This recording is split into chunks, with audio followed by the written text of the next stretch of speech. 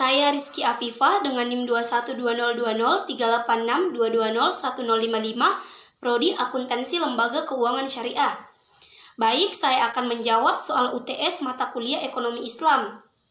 Adapun soal yang nomor 1 yaitu jelaskan yang dimaksud dengan ekonomi Islam.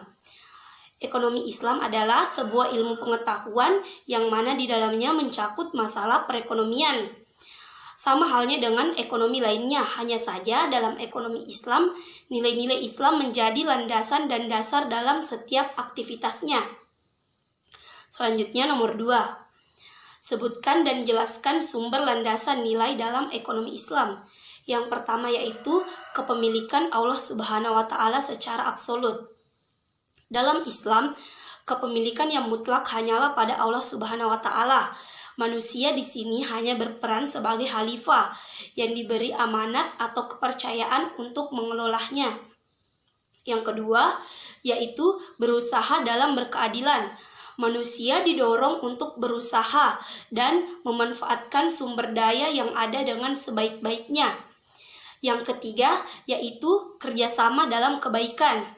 Dalam kegiatan ini dapat dilakukan secara individu maupun berjamaah, namun lebih didorong untuk dilakukan secara berjamaah agar terciptanya kerjasama yang baik, saling tolong-menolong, dan tercipta pula hasil yang baik pula. Selanjutnya, soal nomor 3, yaitu sebutkan dan jelaskan prinsip, dasar, dan tujuan ekonomi Islam. Pertama, prinsip yaitu sumber daya diberikan sebagai amanah untuk manusia dari Allah Subhanahu wa Ta'ala. Yang kedua, yaitu manusia harus taat kepada Allah Subhanahu wa Ta'ala agar manusia terhindar dari kegiatan yang tidak baik atau keburukan. Dan yang ketiga yaitu tidak adanya kegiatan riba. Terus tujuannya yaitu untuk kesejahteraan ekonomi dalam Islam, persaudaraan dan keadilan secara universal, dan distribusi pendapatan kekayaan yang merata. Selanjutnya soal nomor 4 yaitu jelaskan khilafah dalam konsep ekonomi Islam.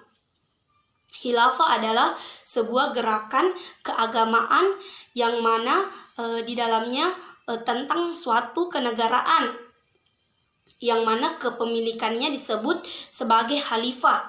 Selanjutnya soal nomor 5 yaitu jelaskan filantropi dalam ekonomi Islam. Filantropi adalah praktik kedermawanan dalam tradisi Islam, yaitu zakat, wakaf, infak, dan sedekah. Selanjutnya soal yang terakhir yaitu jelaskan kepemilikan dalam ekonomi Islam. Kepemilikan dapat juga diartikan sebagai hak milik. Setiap individu dapat menikmati hak miliknya dan juga dapat memproduksinya secara produktif. Hanya saja dibatasi oleh beberapa hal, yaitu tidak boleh melebih-lebihkan untuk larut dalam kemewah-mewahan.